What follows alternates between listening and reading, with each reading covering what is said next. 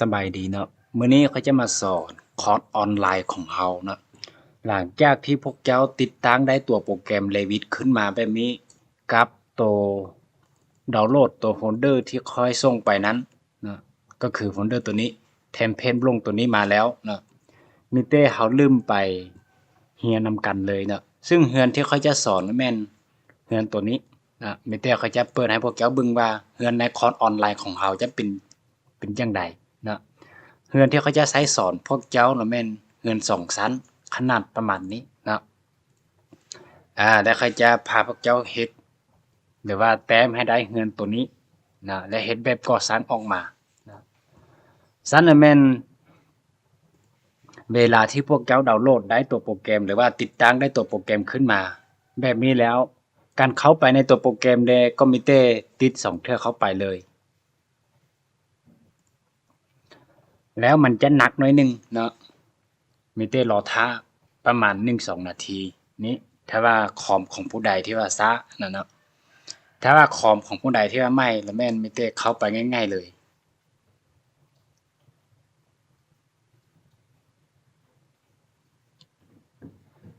หลังจากที่ว่าเปิดโปรแกรมขึ้นมาจะเห็นหน้าต่างประมาณนี้เนาะเขาจะอธิบายหน้าต่างนี้คร่าวๆก่อนที่เขาจะเข้าไปแต่งแบบนำกันเนาะตัวหนึ่งน่ะแม่นโมเดลนี่แหละแม่นพวกนี้เลยเนาะพวกที่ว่าเจ้าแต่งขึ้นมาแต่ว่าโปรแกรมที่ว่าพวกเจ้าหากะติดตั้งใหม่ๆขึ้นมามันจะบ่มีหลากหลายตัวแบบนี้มันจะมี4-5ตัวอยู่ถึงนี้ซื่อๆปินของ Revit ซื่อๆเนาะที่ว่าเขาจะเอาเป็นตัวอย่างให้เขาเบิ่งซื่อๆแล้วตัว Family นี่เด้ก็คือตัวรุ่มนี้ Family น่ะเนาะ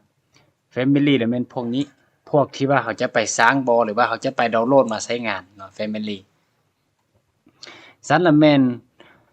ตัวที่ว่าเขาจะไปเต็มตัวใหม่แล้วแม่นไปที่ New ตัวนี้เนาะถ้าว่าเจ้าเคยมีโมเดลที่เคยเต็มออกมาแล้วมีแต่ไปที่ Open ตัวนี้นะแต่ว่าอยู่ในคอร์สตัวนี้เขาจะไปเต็มตัวใหม่เลยก็มีแต่พวกเจ้าไปที่ New ตัวนี้นะแต่ก่อนอื่นที่ว่าเขาจะไปเต็มตัวใหม่นี่นะเขาก็ต้องมีเทมเพลตแล้วแม่นตัวที่ค่อย copy ให้พวกเจ้านั้นนะแล้วเขาต้องได้ไปเอดเข้ามาการเอดเดมี2วิธีเนาะวิธีที่1มันมีแต่พวกเจ้าติดเข้าไป New ตัวนี้แล้วไปที่เบราว์เซอร์ตัวนี้นะติดเข้าไปเบราว์เซอร์แล้วมันจะถามหาว่าเทมเพลตของเจ้าอยู่ไสนะตัวอย่างว่าเทมเพลตที่ค่อย copy ให้พวกเจ้านั้นค่อยเอาไว้ใส่โฟลเดอร์ที่ค่อยส่งไปนั้นน่ะค่อยเก็บไว้ส่งดีนะในจุดนี้เด้เทมเพลตลงตัวนี้มีแต่พวกเจ้าติดเข้าไปในหลังจากนั้นติดเข้าไปตึมน่ะแล้วตัวเทมเพลตมันจะมาปรากฏตัวอยู่ในเทมเพลตตัวนี้ก็มีแต่ติดเข้าไปในเทมเพลตตัวนี้เลยเนาะมีแต่ตัวที่เขียนว่า NL BIM Training Template Matrix 2024ตัวนี้มีแต่พวกเจ้าติด2เทื่อเข้าไปแล้วมันจะมาปรากฏตัวแบบนี้แล้วการเต็มได้ก็มีแต่กดโอเคแบบนี้ได้จังมันจะเข้าไปในหน้าต่างที่ว่าเขาจะเต็มแบบแล้วเนาะเวลามาฮอดเทมเพลตใหม่ๆก็จะเห็นประมาณนี้วิธีนี้แม่นวิธีที่1น่ะเขาจะไปสอนทั้ง2วิธีแล้วพวกเจ้าจึงมาลืมแต้มไปนำกันวิธีที่2เด้พวกเจ้ามีแต่ปิดตัวนี้ออกไปนะวิธีที่2นี่แหละแม่นมันจะมาจื้อเวลาเจ้าที่เข้ามาแต้มเทื่อใดนะมันจะจื้ออยู่ในทำอิฐนี่เลยไม่ได้กดโอเคเข้าไปตลอดเลยนะแต่วิธีทำอิฐเมื่อกี้นะเจ้าไปเบราว์เซอร์ตัวนี้แหละแม่นเจ้าไปเลือกเทื่อหนึ่งแล้วมันจะจื้อเทื่อหนึ่งนั้นซื่อๆนะฉะนั้นแม่นแนะนำให้พวกเจ้าใช้วิธีที่2นี้มันจะง่ายกว่าและมันจะจื้ออยู่ในคอมของเราตลอดไปเลยถ้าว่าเจ้าบ่มีการลง Windows ใหม่การเข้าไปเนี่ยมีแต่พวกเจ้าเข้าไปที่โฮมตัวนี้ตัวอยู่ถึงนี่นะมีแต่ติดเข้าไปติดเทื่อเดียวก็ได้แล้วเนาะติดเทื่อหนึ่งหลังจากนั้นไปที่ไฟล์มีแต่ติดใส่ไฟล์แล้วต่อไปเลยไปที่ Option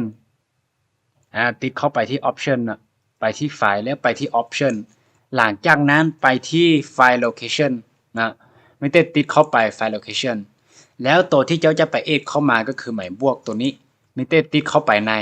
แล้วมันจะถามหาเทมเพลตของเจ้าตัวอย่างว่าเจ้าเปิดเข้ามามันจะเห็นหน้าต่างประมาณนี้ให้เจ้าซอกหาให้ได้โฟลเดอร์ ที่ว่าค่อยส่งไปให้พวกเจ้าดาวน์โหลดนั้นนะตัวเทมเพลตลงตัวนี้นะมีแต่ติดเข้าไปและมันจะอยู่ในเทมเพลตนี้คือเก่าและมีแต่ติดเข้าไปใส่แล้วกด Open แล้วสังเกตบึ้งมันจะมาปรากฏตัวอยู่ในจุดนี้แล้วมีแต่เจ้าอยากให้มันไปอยู่ทำอิฐเวลาจะเข้าไปนิวนี่มันจะขึ้นมาทำอิฐเลยมีแต่ติดใส่แล้วมันจะมีลูกศรแบบนี้มีแต่เจ้าติดให้มันขึ้นไปอยู่ทำอิฐหลังจากนั้นก็มีแต่กดโอเคออกมาแล้วมันก็จะได้แล้วเนาะมีแต่กลับคืนไปติดใส่โฮมตัวนี้ติดเข้าไปแล้วมันจะกลับคืนมาฮอดหน้าต่างเก่าฉะนั้นนะแม่นหลังจากที่เจ้าเอทเทมเพลตเข้ามาแบบนี้แล้วเราจะลืมไปแต้มนำกันเลยอยู่ในตัวโปรแกรม Revit ตัวนี้เราต้องมีเทมเพลตเป็นของเราเองเนี่ยมันจังแต้มง่ายนะฉะนั้นแม่นเราจะลืมไปแต้มนำกันเลยมีแต่ติดไปนิวนี้นี่และเทมเพลตเมื่อกี้เราไปเอทเข้ามามันจะมาปรากฏตัวอยู่ในจุดนี้เลยและการตัวโปรเจกต์กับตัวโปรเจกต์เทมเพลตตัวนี้ค่อยแนะนำให้ใช้ตัวโปรเจกต์ตัวนี้ตัวโปรเจกต์ตัวนี้ก็แม่นตัวที่ว่าเราจะไปสร้างเฮือนตัวใดตัวหนึ่งคือกับพวกที่เราค่อยแต้มพันมานี้นะแล้วตัวโปรเจกต์เทมเพลตตัวนี้เดเจ้าแต้มใส่ตัวนี้แล้วเนี่ยมันจะสร้างเป็นเทมเพลตคือกับตัวนี้มาให้เลยฉะนั้นแนะนำว่าถ้าว่าเรามีเทมเพลตแบบนี้แล้วก็มีแต่ใช้โปรเจกต์ละล่านี่เลยหลังจากที่เจ้าเลือกโปรเจกต์แล้วมีแต่กดโอเคเข้าไป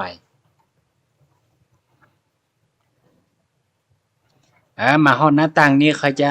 อธิบายหน่อยนึงเวลาโปรแกรมใหม่ๆที่พวกเจ้าหากาตั้งค่าหรือว่ามาติดตั้งมาใหม่ๆเนาะแล้วตัวนี้นะมันจะมาปรากฏตัวอยู่ในแบบนี้เนาะตัวนี้เขาจะตัวทำอิฐนี่เขาจะเอิ้นว่าเบื้องของ property และตัวนี้เขาจะเอิ้นว่าเบื้องของ project browser นะแล้วการเต็มแบบตัวนี้พวกเจ้าจะจัดหน้าต่างแบบนี้ก็ได้หรือว่า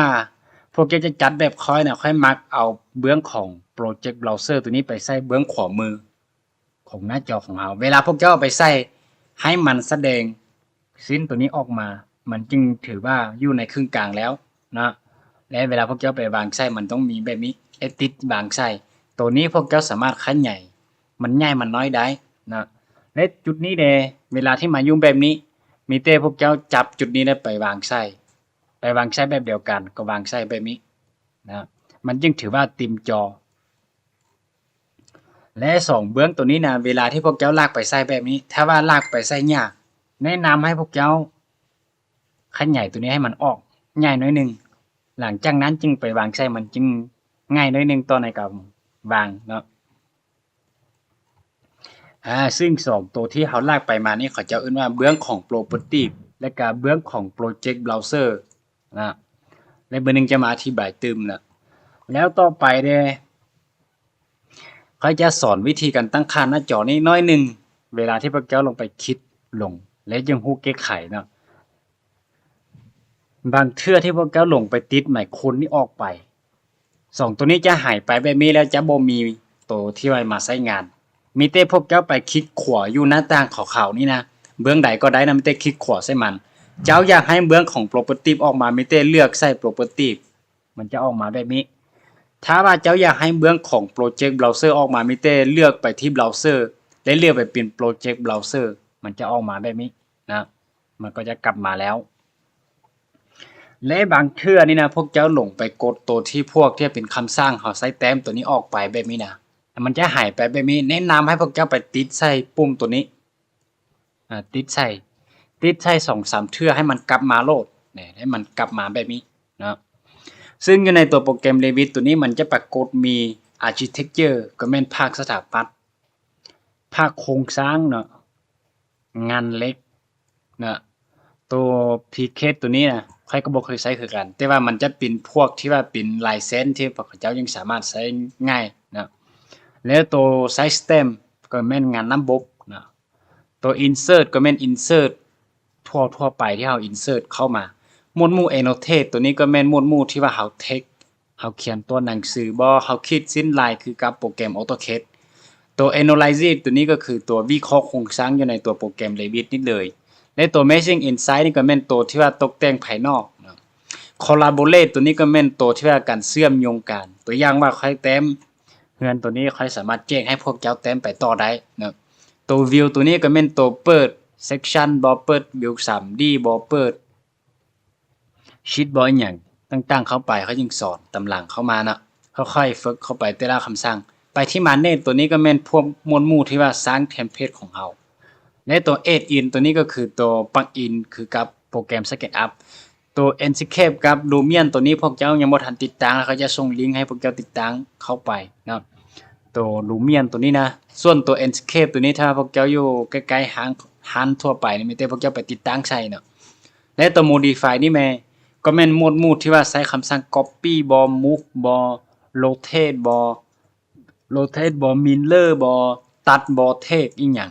มันจะปรากฏตัวอยู่ในหมวดหมู่ของ modify ตัวนี้เนาะซันและแม่นถ้าว่าพวกเจ้าบ่มักหน้าจอสีขาวแบบนี้มักเป็นสีดำเขาจะสอนวิธีการตั้งค่าใส่ก้อนหมู่เลยเขายังลืมไปกันแต้มลืมตั้งแต่หักฐานเข้ามานะมีแต่พวกเจ้าไปที่ไฟล์ตัวนี้แล้วไปที่ option คือเก้านะแล้วไปที่ color ตัวนี้นะตัว light ตัวนี้กันเลยนะตัวที่ head height หน้าจอทางนี้นะเบื้องนี้เป็นสีดำแบบนี้นะตัวอย่างเขาจะปรับจากไลท์ตัวนี้ไปเป็นดาร์กแบบนี้ลองกดโอเคเข้าไปเบื้องแต่ในหน้าตั้งตัวนี้นะมันจะเปลี่ยนไปพร้อมเลยย้อนว่าเมื่อกี้ค่อยบ่ทันเปลี่ยนตัวนี้ไปเป็นสีขาวนะตัวอย่างไลท์ตัวนี้กดโอเคเด้หน้าตั้งตัวนี้มันจะเป็นแบบนี้นะและตัวนี้จะเป็นสีดำเจ้าอยากให้ตัวนี้เป็นสีดำเบื้องนี้เป็นสีขาวก็ได้ไปที่ไฟล์ที่นี่คือเก้าไปที่ option นะและมีเตติดใส่ color ตัวนี้ติดใส่ตัวนี้ไปเป็นไลท์ตัวนี้เลยไปเป็นตัวนี้เป็นไลท์ตัวนี้เป็นดาร์กนะมีเตกดโอเคและหน้าต่างตัวนี้จะเป็นแบบนี้แต่ว่าใครแนะนำนะส่วนหลายแม่นเขาจะใช้เป็นของ Revit ตั้งค่ามันแม่นเป็นสีขาวหมดเลยนะมันจึงง่ายตอนในกันเบิ่งไปมาแต่ถ้าของผู้ใดที่ว่ามักตั้งค่าแบบนี้ก็สามารถตั้งค่าได้เนาะมีแต่กลับคืนไปเปลี่ยนตัวนี้ไปเป็นไลท์ตัวนี้สีแบ็คเก่าก็เป็นสีตัวนี้เลยนะสีพวกสีตัวนี้ตัว selection ตัวนี้ก็คือวัตถุที่ว่าจะไปคลิกใช่แล้วมันจะออกมาสีฟ้าเนาะตัวนี้ก็คือกันและตัว error ตัวนี้ก็เวลาเจ้าแต้มพินอยู่ในตัวโปรแกรม Revit มันจะ error เป็นสีแบบนี้นะแล้วก็มีแต่กดโอเคออกมาหน้าต่างนี้นะและหลังจากที่ว่าการตั้งค่าหน้าจอเข้าๆไปประมาณนี้แล้วเขาจะลืมไปแต้มเฮือนของเขาเลยนะเขาจะเปิดเฮือนของเขาว่ามันจะมีลักษณะแบบใดเขาจะลืมตั้งแต่หักฐานนี้มาเลยหักฐานตัวนี้มาเลยแต่ก่อนที่ว่าเขาจะไปแต้ม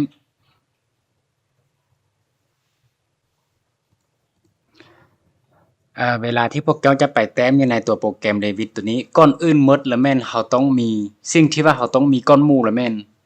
ตัวนี้นะสิ่งที่เขาต้องมีก้อนหมู่ก่อนที่เขาจะไปแต้มแม่นเขาเจ้าเอิ้นว่ากรีดลายตัวนี้เขาเจ้าเอิ้นว่ากรีดลายเนาะสิน1 2 3 4 5นี่นะแม่นกรีดลายกับ A B C D ตัวนี้นะกรีดลายนะกับตัวนี้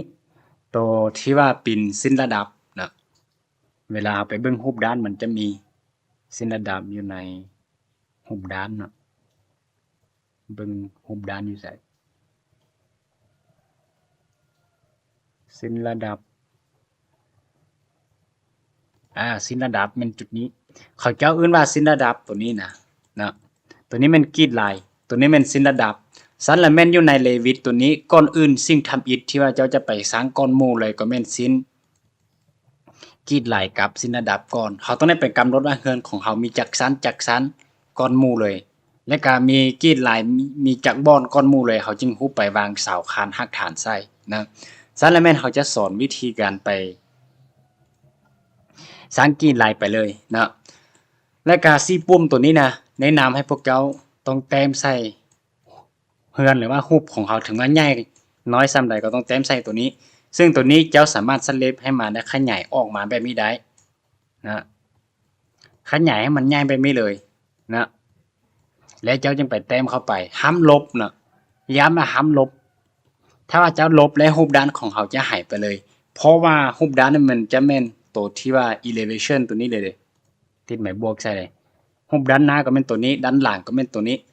ตั้งข้างขวาข้างซ้ายมันตัวนี้เลยนะสารแมนเขาจะไปสร้างกรีดลายเลยนะไปเต็มกรีดลายอยู่ในตัวโปรแกรม Revit ก็มีแต่พวกเจ้าไปที่ Architecture นะและไปที่กรีดตัวนี้ติดใส่กรีดตัวนี้นะแล้วเขาจะลืมสร้างกรีด A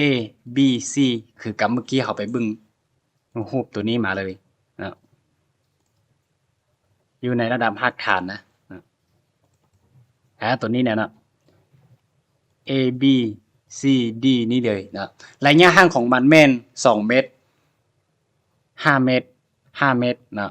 มิเต้พวกแก้วไปสร้างตามข้อนี้เลยนะไปที่กรีดตัวนี้ติดใส่กรีดตัวนี้แล้วการเต็มเดก็มิเต้คลิกใส่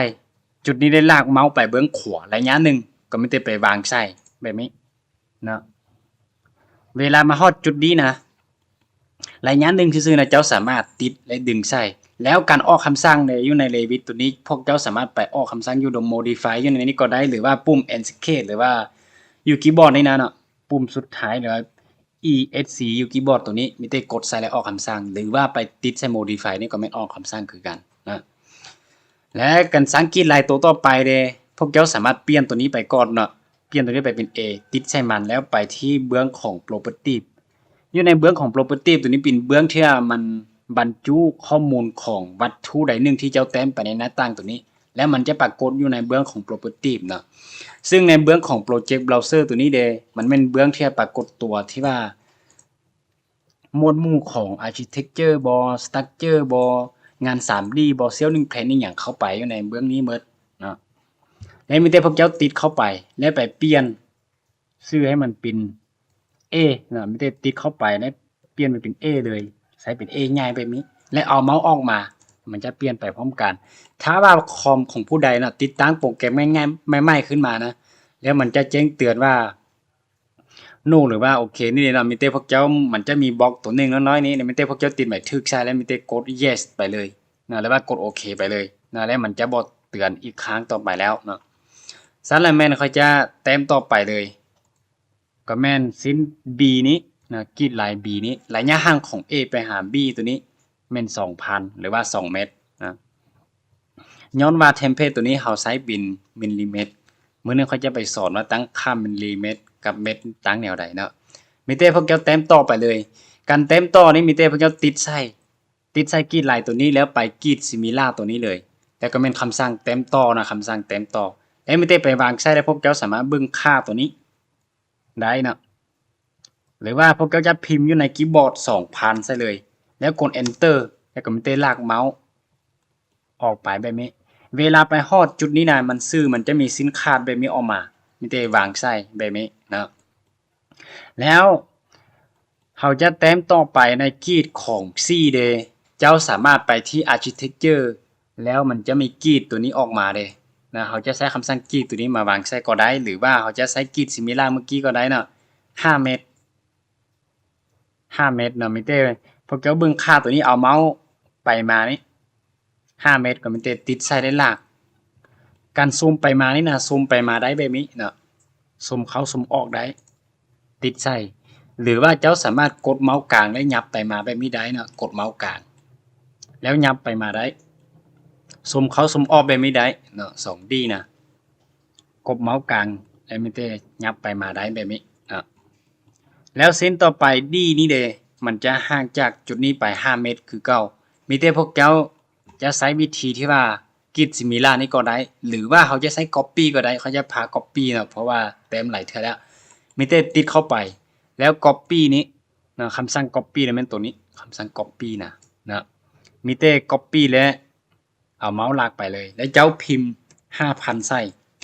กด enter แบบนี้นะมันจะได้ตัวอย่างคือต่อไปแม่นจากดีไปหา e นี่1 เมตรก็มีแต่ copy ไปต่อก็ได้เนาะติดใส่มันแล้วจึงไป copy ติดเข้าไปแล้ว 1,000 พิมพ์ใส่เลย 1,000 enter ใส่แบบนี้นะเดี๋ยวมันจะได้แบบนี้แล้วนะและสิ้น A B C D นี่นะกรีดหลาย A B C D นี่มันจะสร้างได้ออกมาแบบนี้นะแล้วเขาจะไปสร้างกรีด1 2 3 4ไปเบื้องนี้บัดนี้นะก็มีแต่พวกเจ้าเบิ่งตามรูปตัวนี้เขาจะส่งรูปไปให้นะ หรือว่า PDF ตัวนี้ส่งไประยะจะ1กีดที่1ไปหากีดที่2 4 เมตร 5 2 เมตร 5 4 เมตร 5แบบนี้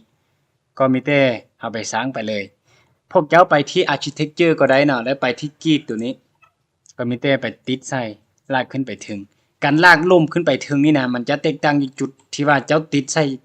ถึงเข้าไปลุ่มแล้วตัวเลขมันจะออกมาอยู่ถึงแบบนี้ซื่อๆนะก็แล้วแต่ที่เจ้าถนัดในการที่ว่าขีดไปมาได้แล้วเขาจะเปลี่ยนกีดตัวนี้ไปเป็นกีดที่1ก็มีแต่ติดเข้าไปแล้วไปติดจากแนมตัวนี้เปลี่ยนไปเป็น1เอามาออกมาได้เนาะ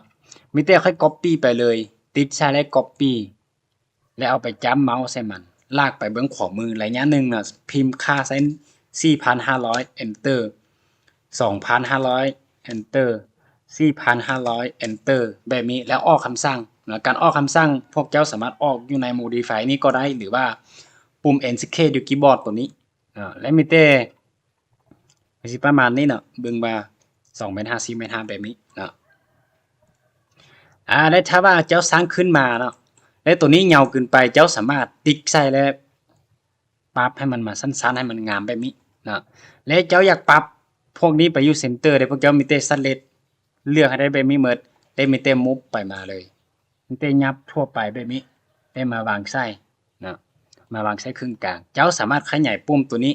ออกไปห้ามลบนะหลังจากที่ว่าเจ้าสังเกตหลายแบบนี้หมดเจ้าอยากเทคว่าได้ขนาดละบ่การเทคก็มีแต่อยู่ในหน้าจอนี้เด้เนาะเทคdimension ในจุดนี้หรือว่าเจ้าไปที่ modify แล้วเทคก็เป็นจุดนี้ก็มีแต่เทคใส่แล้วก็มีแต่เทคเข้าไปส่งไปใกล้ๆเรากันเทคก็มีแต่เทคต่อเนื่องแบบนี้ติดเข้าไปเจ้าอยากเทคสิ้นนี้ไปหาสิ้นนี้ก็มีแต่ติดเข้าไปติดให้ได้ติดเข้าไปแล้วมีแต่เอาเมาส์ออกไปอยู่นอกไม่บางใส่ครับจุดนี้เดี๋ยวก็มีแต่คลิกใส่แต่ละบอลนี้ให้มาวางไส้เดี๋ยวมันจะได้ขนาดไปไม่แล้วก็ได้แล้วเนาะนี่ก็คือการสร้างกรีดลายต่อไปเขาจะไปสร้างสิ้นระดับนำกันนะการสร้างสิ้นระดับเนี่ยมีแต่พวกเจ้าไปที่เบื้องของ Project Browser แล้วมันจะมีตัวเขียนว่า elevation ตัวนี้ elevation ตัวนี้ก็เป็นรูปด้านพวกนี้แหละนะ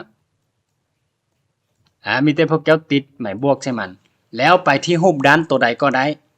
Ford นี่ก็เป็นรูปด้านหน้านะเด้กรีดลายเมื่อกี้เขาสร้างออกมามันจะออกมาประมาณนี้เลยแนะนำให้พวกเจ้าติดใส่ได้มันจะมีปุ่มนี้ออกมามีแต่จับปุ่มนี้ดึงลงมาลุ่มนี้ให้มันไกลนิดนึงเพราะว่าในระดับตัวนี้นะค่อยสร้างออกมาแล้วระดับพื้นชั้น1กับระดับดินธรรมศาสตร์ระดับ2นี้และมันยังเหลือระดับหักฐานระดับคานหลังคานี่ยังบ่มีนะมีแต่พวกเจ้าลากมาใส่เฮือนของเจ้าจักสร้างก็มีแต่สร้างได้หมดนะมีแต่ลากใส่ให้มันตัดกันไปไม่หมดแล้วการสร้างสิ้นระดับตัวนี้แนะนำให้ตัวนี้นะดึงไปยาวๆเลยนะการสร้างสิ้นระดับตัวนี้ก็ไม่ได้พวกเจ้าไปที่ Architecture แล้วมันก็จะมีตัวที่เขียนว่า Level นี่เด้ Level น่ะก็เป็นสิ้นระดับมีแต่ติดเข้าไป Level แต่การสร้างเด้ก็มีแต่เอาเมาส์มาวางใส่ปลายของตัวนี้มันจะมีสิ้นคานไปมีออกมามีแต่ติดใส่และลากไปเบื้องขวามือลากไปเบื้องขวามือไปฮอดเวลาไปฮอดซื่อนะมันจะมีสิ้นคานแบบนี้ออกมานะมีแต่พวกเจ้าไปวางใส่แบบนี้และสิ้นตัวนี้เขาอยากเปลี่ยนเบิ่งรูปตัวนี้เนาะ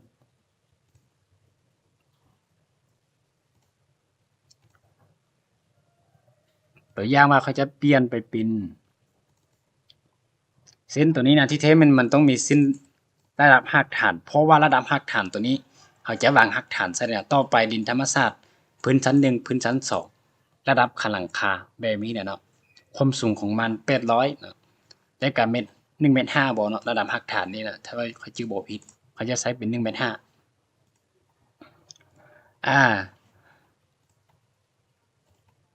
หลังจากที่ว่าเจ้าสร้างได้แบบนี้แล้วมีแต่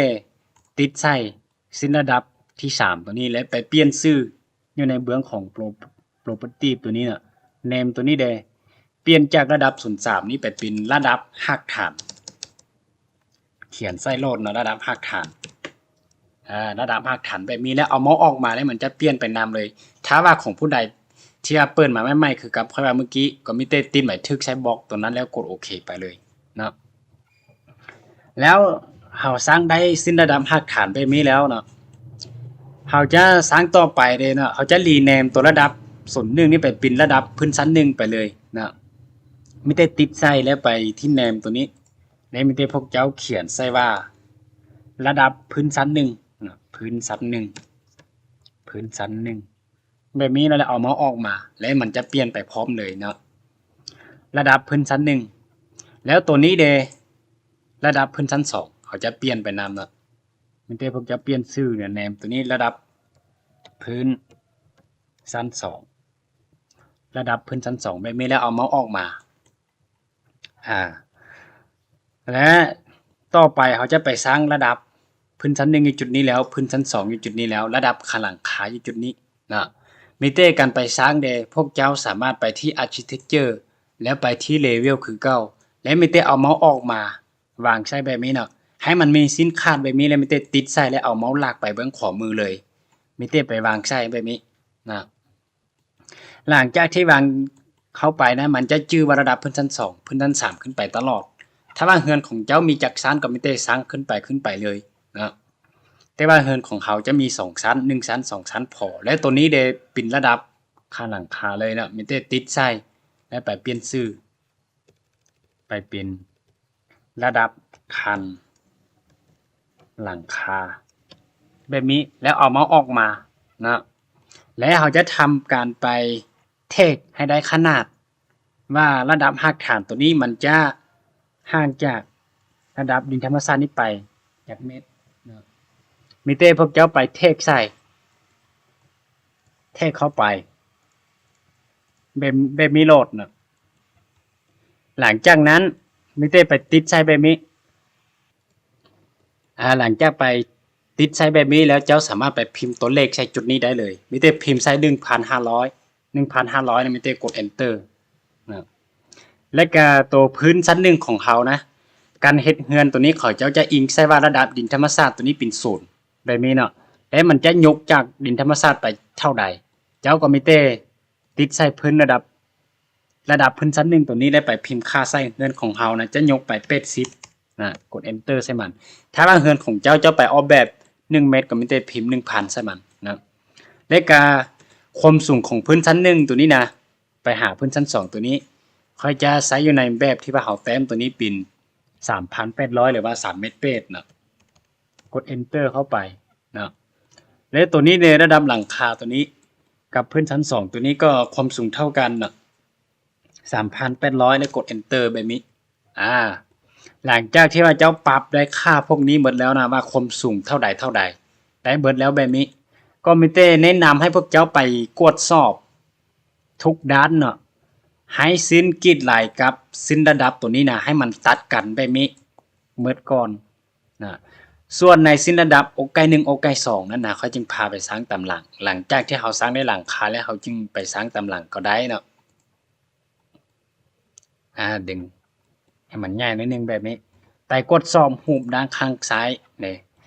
เวลานี้นะจะต้องได้ติดใส่แล้วมันต้องดึงให้มันตัดกันเบิดถ้าว่าเจ้าบ่ตัดกันในเวลาเจ้าเข้าไปในระดับตัวใดแล้วมันจะบ่ออกมาเนาะแนะนำให้ไปกดสอบแต่ละด้านตัวนี้ให้มันตัดกันแบบนี้เบิดทาง4ด้านเลยได้ไหมให้มันตัดกันแบบนี้เนาะแล้วขั้นตอนต่อไปเขาจะไปลืมในการแต้มไปเลยนะก่อนที่เขาจะไปแต้มตัวนี้เขาจะแนะนำอยู่ใน Revit ตัวนี้มันจะปรากฏ Structure Plan กับ Floor Plan ตัวนี้กับ Ceiling Plan ตัวนี้อยู่ใน Revit เขาจะแยกมาอย่างละเอียดเนาะตัว Structural Plan ตัวนี้ก็คืองานโครงสร้างแล้วแม่นพวกหักฐานเสาต่อหม้อคันคอดินเสาชั้น1เสาชั้น2คันชั้น2นี่แม่นเขาจะจัดอยู่ในหมวดหมู่ของ Structural Plan ก็คืองานโครงสร้างเนาะแล้วงานสถาปัตย์ก็แม่นพวกฝาพวกกันโลพวกตกแต่งให้มันงามแล้วแม่นมันจะปรากฏอยู่ใน Floor Plan ตัวนี้ฉันแล้วแม่นแนะนำให้พวกเจ้าเวลาพวกเจ้าไปเต็มภาคโครงสร้างแล้วแม่นตัว Floor Plan สถาปัตย์ตัวนี้นะบ่ต้องเปิดออกมาแล้วเขาจะไปเต็มอยู่ใน Structural Plan ตัวนี้ Structural Plan ตัวนี้นะตัวพวก